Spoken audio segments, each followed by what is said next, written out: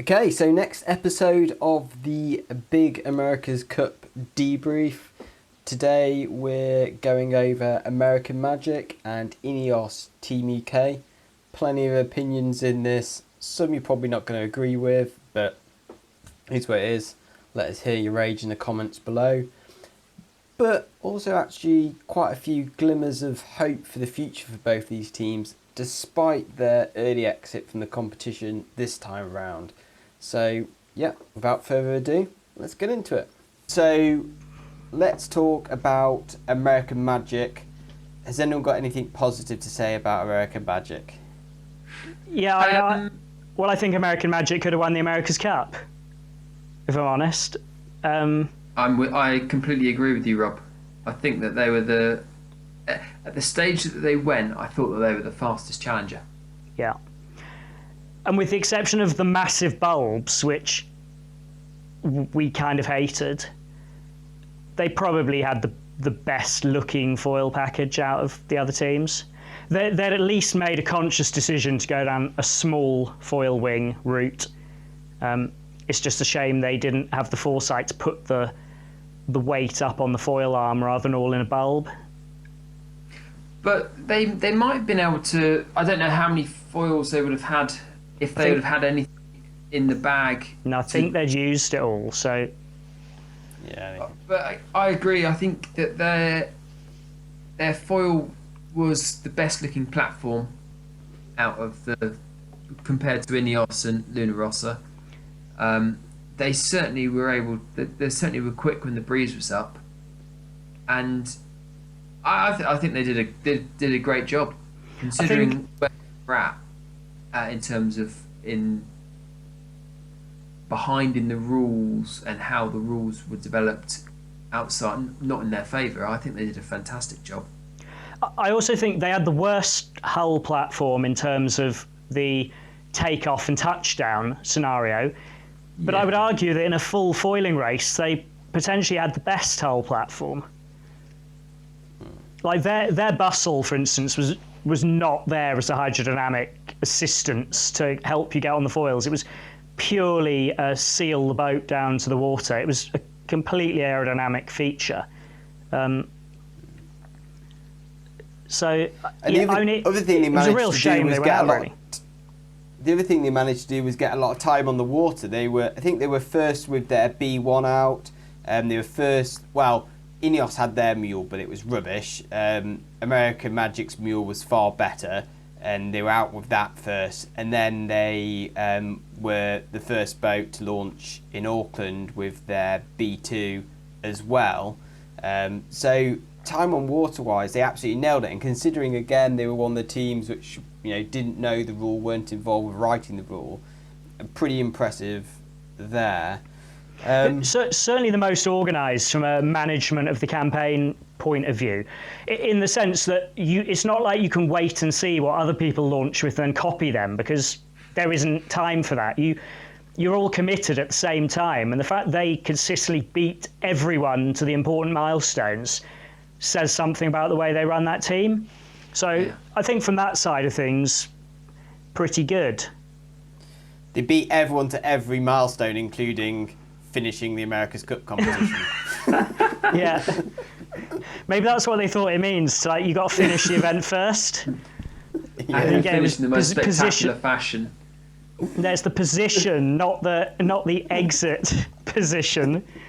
Yeah. So why didn't they win the America's Cup then? What went wrong for them? Don't ask Rob that question. Well, I think the problem with American Magic is, unfortunately, that they have two very experienced, very talented sailors whose egos ultimately put them on the race boat, and they're not the future of the Cup. They lost it on the water because ultimately Terry Hutchinson put himself on the boat and he put Dean Barker on the boat. And I just think if when Team New Zealand lost in San Francisco, they had a massive internal review, and one of the main findings of that was that Dean Barker had to go. And yet Terry Hutchinson puts him straight back as the key man in another cup team. I don't understand it. Surely, if you're in the American position, where, especially when you're building a team, you've got to think this is probably about the next cycle for us. It's a project.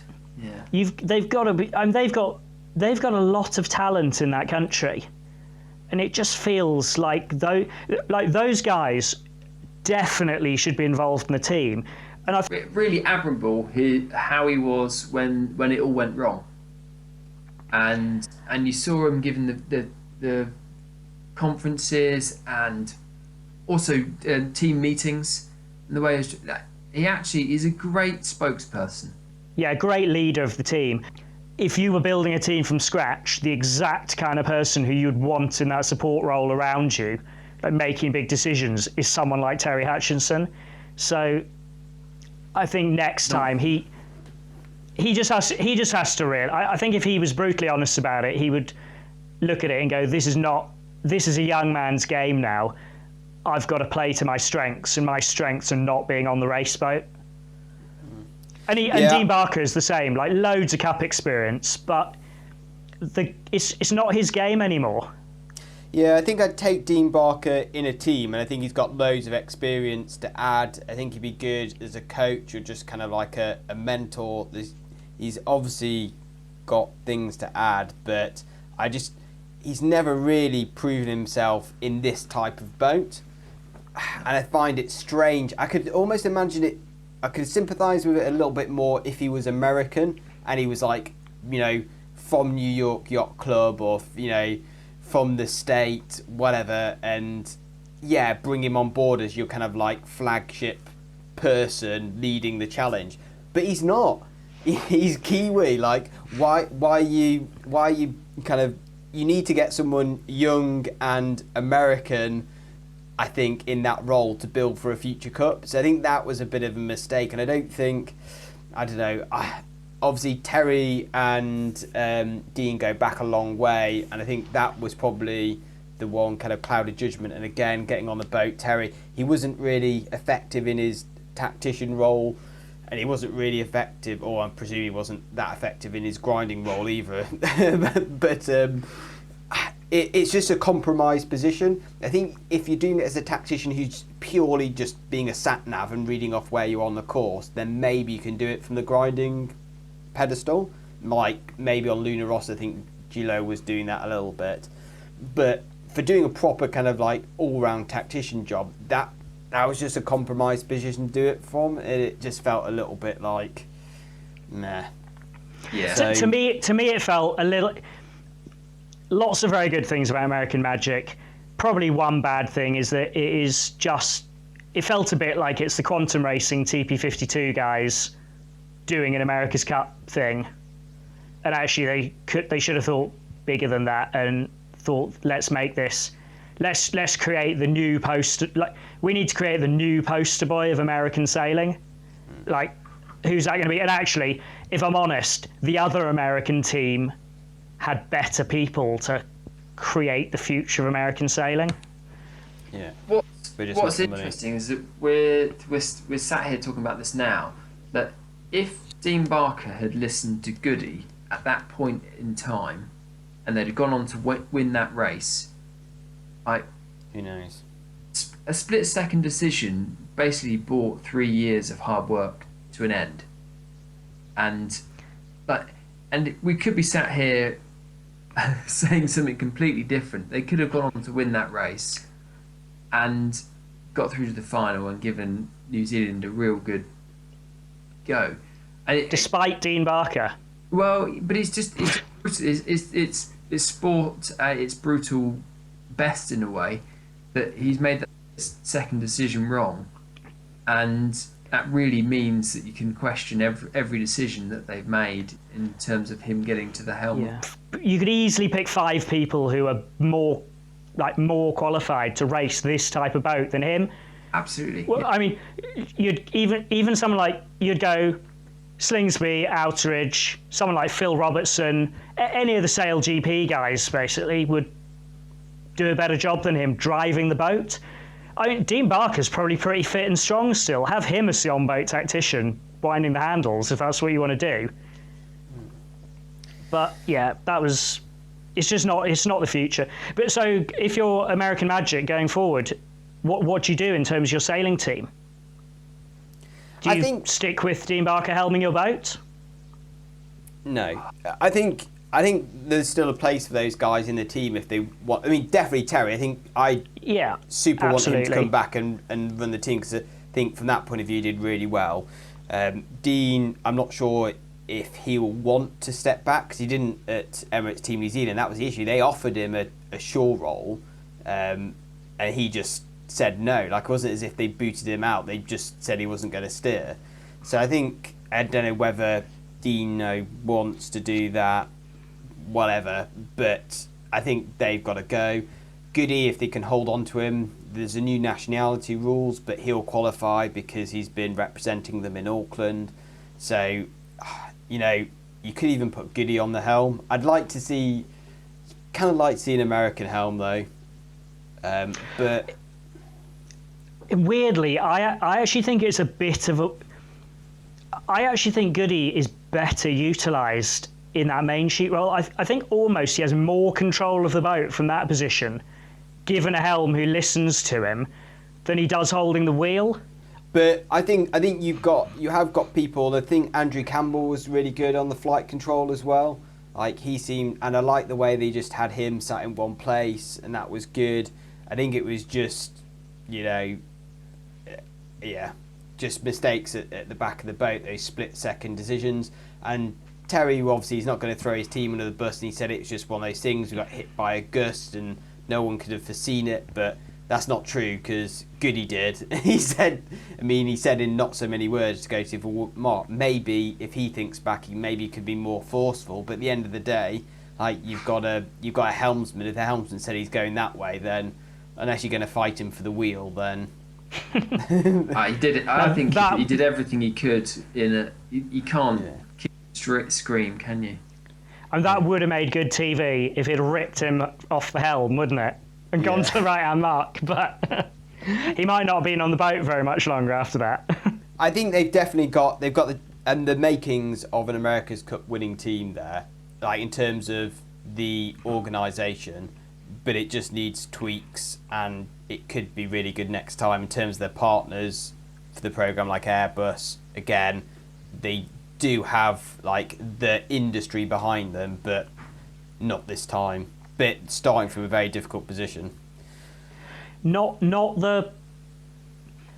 quite the same calibre of coaching team as Team New Zealand or Luna Rossa had, but in a sense that's even more of a reason to take some of your more experienced sailors and have them more involved in that coaching team to like up your game in that area.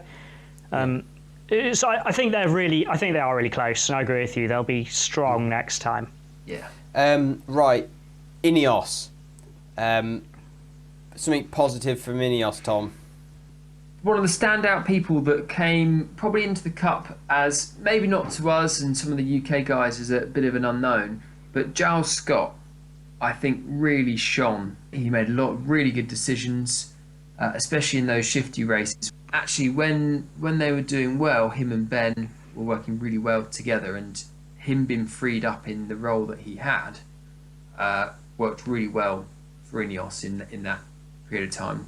Things might have unravelled from a technical perspective later on, but he was certainly one of my a positive person that came out of the Cup and really shone. It felt to me like Giles needed a few more hours under his belt actually driving the boat. Because there were a couple of times where we saw him have to take the wheel, and it wasn't the best.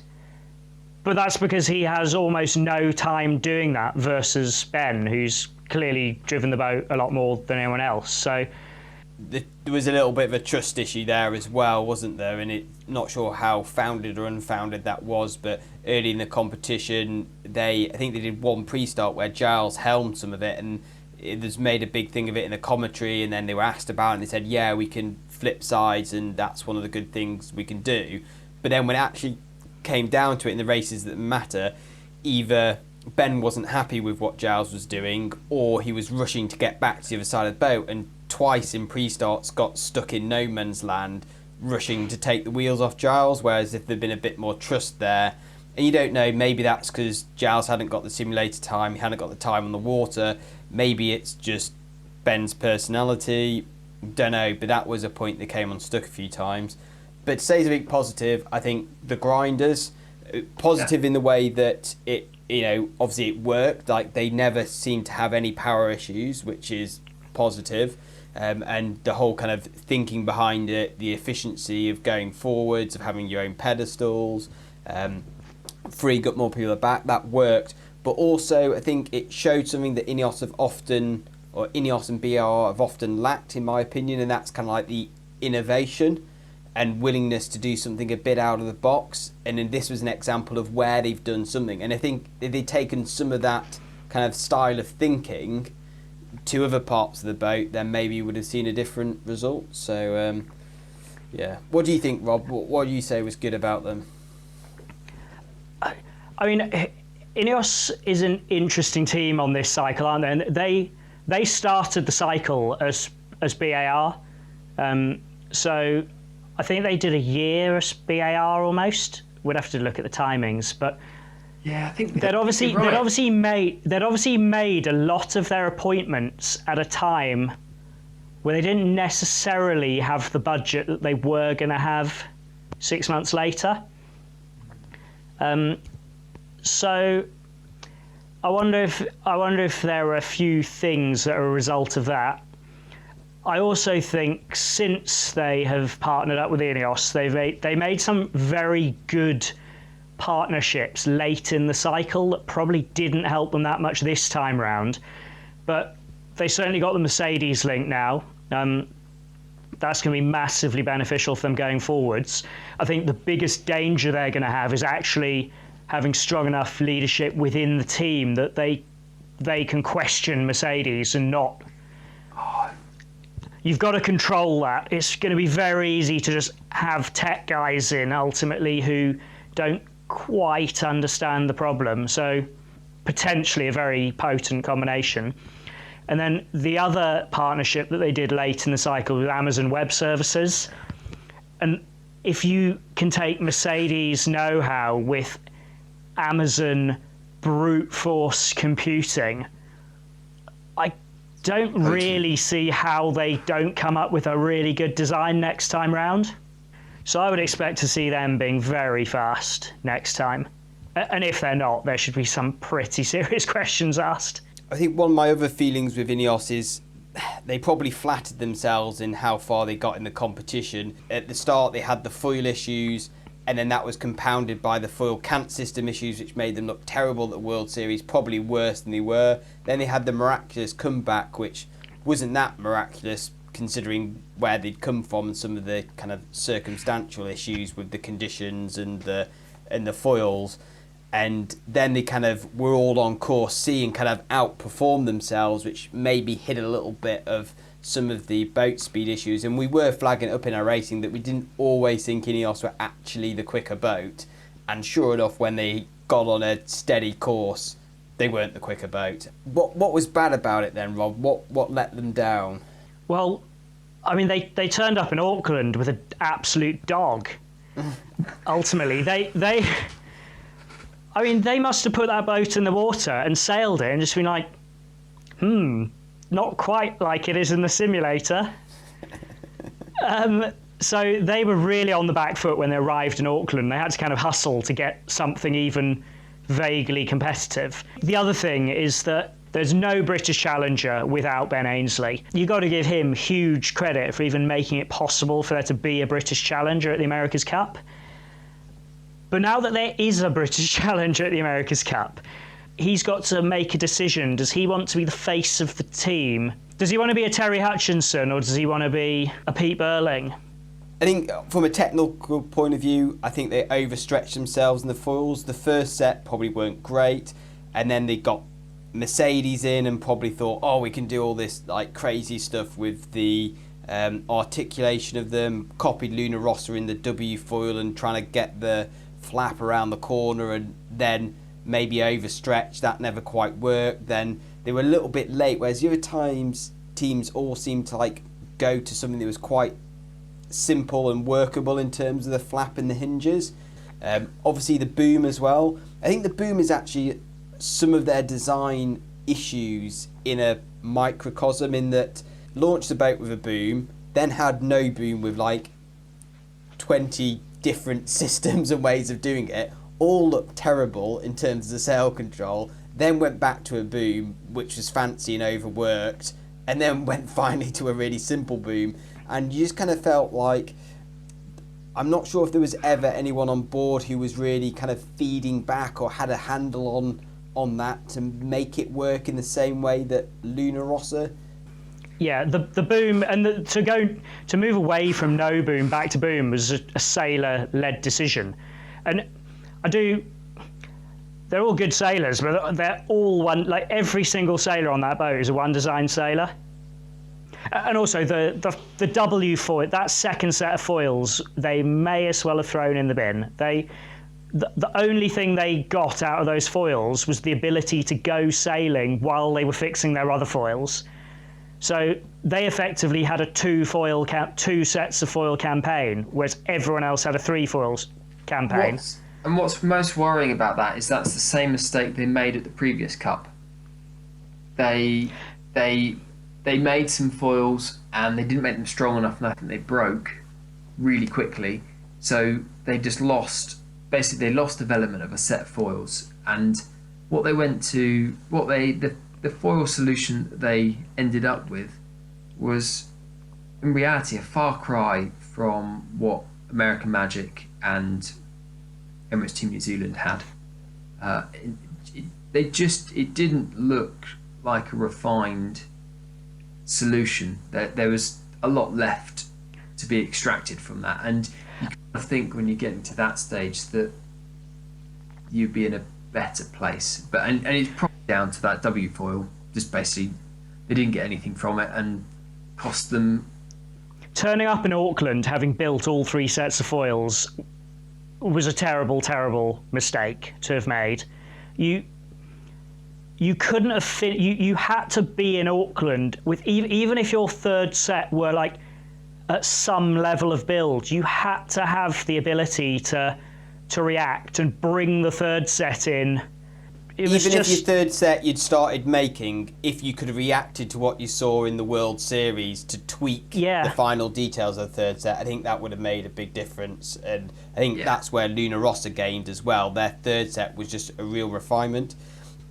That W4 was kind of like a first go at it. What theoretically could we do? Oh no, this is too complex. Let's do something more simple. But they were just a foil set behind everyone by this point. Is that not development mentality versus the one design mentality?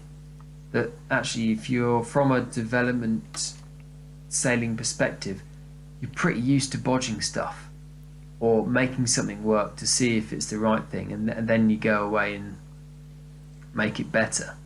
And that is a real danger that they might have with Mercedes. It'll all be like the CFD says this, the FEA says this, Joe Bloggs in the team who came up with this wacky idea. It'll just get ruled out before it's even given the light of day. Yeah. They're just going to be careful they don't get too. They need to be creative. My opinion on the sailing team is you've got people who are very good at making equipment. You know, if they know the equipment, they're very good at like finding the finer details, studying what they know, and getting the best out of it. What they're not very good at doing is imagining things that they need, things that they don't know but need to find out and implement. That's where I think the weakness comes in the kind of design sailor loop. Interestingly, they got it with the grinders though, and then maybe that was because they were burnt with the cyclers in Bermuda and went in with this mentality from the power generation point of view of let's just do something different. Let's examine everything, and if someone's got an idea, let's all go into the gym and practice on our own and they obviously made that decision quite early. So that's why I said it was positive before. It's not only positive because it worked, but it's positive because of the thinking that went behind. But you just didn't see that kind of in the rest of the boat, and ultimately the Grinders was good, but it wasn't good enough to win them the cup alone. That's true. I think, I don't know, I thought that this whole kind of like, can you sail a foiling boat or not, like, I think Giles and Ben are plenty good enough to compete in a foiling competition. I don't think that is the issue. I still think it goes back to this design thing, and I don't know, maybe communication wise, I don't think they were very flexible, and Ben did snap at a few people. I think Lee commented on something in a pre-start about he thought there was good pressure out on one side, and he's like, let's just focus on what we're doing well, or let's nail our own jobs. And it's kind of like, you're 2 minutes to start, someone's on the other side of the boat to Giles, and he's just saying there's some breeze out there. Like, obviously as soon as it went out of that communication tree, there was a bit of a kind of a reaction to it. It feels very like command and control at Ineos, I would say. There's a hierarchy, there's a structure. It's not collaborative. It's the way that, even the way they communicate on the boat is very military. And there were a few times, the windy day where American Magic capsized, sometimes Ineos would get a lot of people all suddenly talk, coming into Lord Marks, for instance, and that would generally just frustrate Ben, and then he'd snap at them. So it would go from this like military theme to then a bit of a snap, whereas Team New Zealand then just like, if you listen to Team New Zealand without watching the race, you wouldn't know if it was a pressure moment or not. It's like they're just literally chatting away. It's so relaxed, and you can't help but feel that how the teams are in the heat of battle is probably how the wider team is in general during the whole cycle. What could they do change next time? My suggestion was just to send Blethen, Giles, Ben, Lee, Parko all off to go and play around in development boats for a while, give them a few grand each to make their own systems, play around and get a bit more understanding of just in the way that Glenn Ashby, Blair and Pete do. They go away and play around in ACATs and Moths and kind of just learn about, not only learn on their own boat, but just be involved in a fleet where you can observe what other people are. I always think that kind of like, there are stupid people and there are stupid ideas. It's also interesting to know why people are wrong about what they're doing. You can learn from other people's mistakes, and being involved in a big development fleet is, you can walk through the boat park looking at all the errors you can make, and you recognise them then when they show up in your own campaign. But some people, even if they're not, a Mercedes engineer, can still come up and happen upon good ideas. And again, you get to see that. You get to see this whole mix, and I think it's a good environment that those sailors, because the way British sailing is structured, haven't ever been involved with. So I think that would be a good thing for them to change. If they do have some downtime for a few months, I think that would be a good thing. Now, whether the egos could take, hacking around mid-fleet in a Moth fleet or an A-class, I'm not sure. But I'd like to see that. But also, maybe we saw Ineos a point where they were all a bit broken, having arrived in Auckland on the back foot. They're probably putting in pretty long days to try and recover. When you know that you're not quick, you instantly have that. There's more pressure there, and if Ben is feeling that pressure, then it becomes very quickly a difficult environment to operate in, because you know that you're under the cosh, eyes on you. You've got this pressure of 120 million being backed into you. It's really easy to see how it can turn a bit sour quite quickly when things go wrong. Two big things that are going to play into their advantage for the next Cup. First of all, they're challenger of record, so I don't think they're not going to be outside the decision-making process of anything. And for a team that needs controls, needs well-defined boundaries, I think that's good. maybe a bit of a danger in that they're too close to the rule, and if they couldn't look outside the box when they weren't in the box before, then the fact that they've written the rule might lock some preconceptions in. But a second thing I see that's going to go in their advantage is the second iteration of the boat. I think those sailors, those group of people are much better at honing in on the fine details and getting those last few percent. Certainly better at that than they are at coming up with completely new ideas. And we've seen Ineos, BAR, fail in Bermuda with a completely new class of boat, and we've seen them fail in Auckland with a completely new class of boat. And the biggest change next time is going to be they're going to be doing something they're familiar with and working incrementally towards. So I think they're big things that are going to go in their favour. It's almost like they need a small committee of probably 3 people who are very creative, know enough to know when a designer's talking bullshit, know when an idea's got enough mileage in it to pursue, have great sense of humours to keep team morale high, a base close to them. I mean, I don't know where you'd look. But that seems like the kind of thing they need. I mean, if they want to, if any teams want people to sit and come up with crazy ideas that might just work, I mean, give us a call. Do you think is there any personnel they need to get on board? Is there anyone you know of that you think they would be good to look up, who could fill a position in that role to give them that? I mean, they need a new team principal, don't they? Grant Simmer's going. So. And I'll do it. I'll do it if they want. It's what we can't see is how much Ben has on the influence of the team itself, and does his communication methods and the way that he is drive the team. And so is it still very much Ben Ainsley racing, or is it Ineos? Is it a different brand, and is it led from, say, the Grant Simmer status?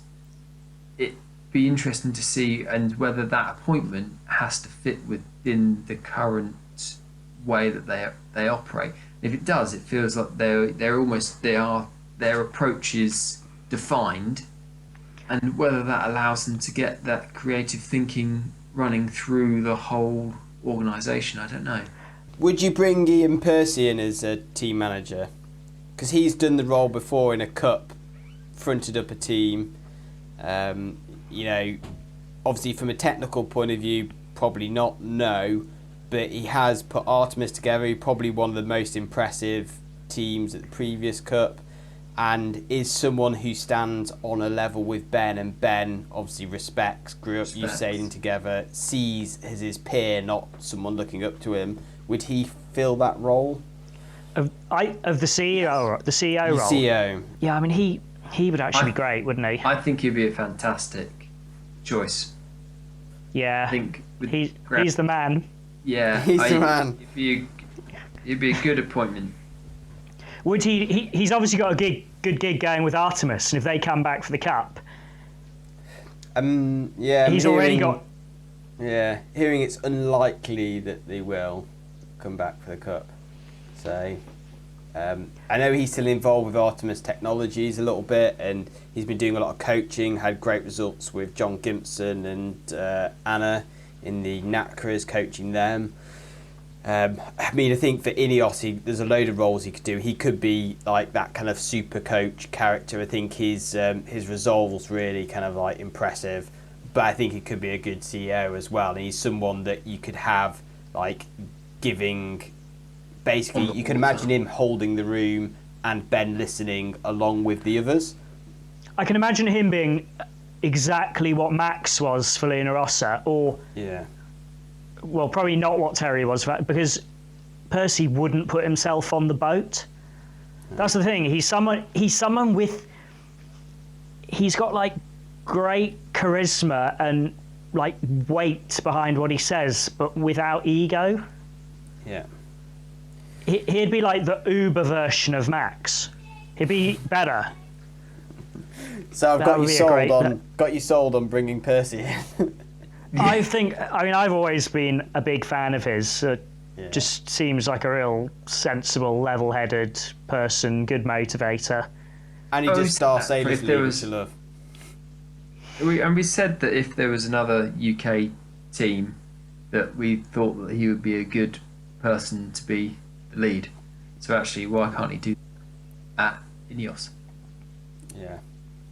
Well, I hope you found that enjoyable chit chat, and yeah, plenty more to come. We're going to talk about Luna Rossa and Emirates Team New Zealand, pros and cons, and what the future holds for them, as well as the actual event format itself. I think that's a big point to cover. So all that coming up. Take care, and we'll be chatting again soon.